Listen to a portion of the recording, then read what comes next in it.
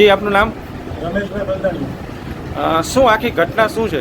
ઘટના એવી છે કે મારી છોકરીને હું એપ્રિલ મહિનામાં 27 તારીખે જસદણ આલ્ફા નવોદય સૈનિક સ્કૂલમાં હોસ્ટેલમાં મૂક્યો હતો, બરાબર। એટલે ત્યાં વાત નથી કરવા દેતા, બરાબર। મૂકીને ત્યારે મારી છોકરીને કોઈ પ્રોબ્લેમ હતો, દાંત નથી, હસતી નથી, જતી હતી।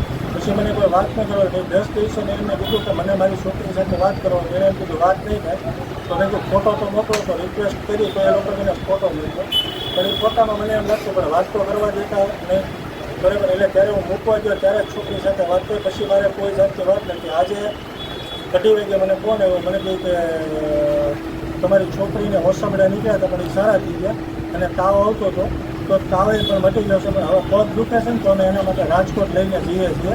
તો તમે રાજકોટ આવો ને એટલે હું ત્યાંથી તરત ઇન્સ્ટન્ટ રાજકોટ આવવા માટે નીકળી ગયો। પછી રસ્તામાં મને કોલ આવ્યો કે અમે યશ હોસ્પિટલમાં ગયા, તો યશ હોસ્પિટલમાં ગયા તો યશ હોસ્પિટલમાં એ છોકરી ઠંડી પડી ગઈ છે, એટલે અમે એડમિટ નહીં કરીએ, અમે છોકરીને આપણે સિવિલ હોસ્પિટલ રાજકોટમાં શિફ્ટ કરો અને ત્યાં એડમિટ કરો। અહીંયા આવ્યા તો મેં મારી છોકરીની ડેડ બોડી જોઈ।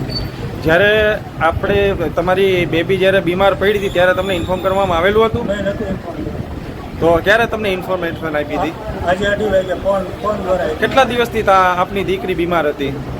એ હોસ્ટેલવાળા ખ્યાલ છે, મને ખ્યાલ નથી, મને તો આજે ખ્યાલ કર્યો હતી। તમારી દીકરીને શું સારવાર આપી તમને ખ્યાલ હતો? ના, નથી ખ્યાલ। મેં અહીંયા આવીને કીધું મેં તો આની જે સારવાર કરી ડોક્યુમેન્ટ આપો, એ ડોક્યુમેન્ટ મને હજી પ્રોવાઈડ નથી કર્યા, કે ફોનમાં છે ને આમ છે।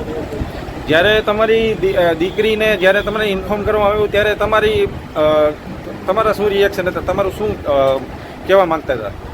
મને એવું નહોતું કે મારી છોકરી સાથે આવું થશે, મને એમ છે તબિયત ખરાબ હશે, હોસ્પિટલ કે દરેક વ્યક્તિની હોસ્પિટલ નીકળ્યા અને પછી એ લોકોએ એવું કીધું કે એને સારું થઈ ગયું છે, અને પછી બીજી વસ્તુ કે એ તાવ એવો હતો તો તાવે મટી ગયો છે, તો પગ દુખતો હોય, પગમાં એટલું બધી વસ્તુ ન થાય કે ભાઈ છોકરીની ડેથ થઈ જાય એમ।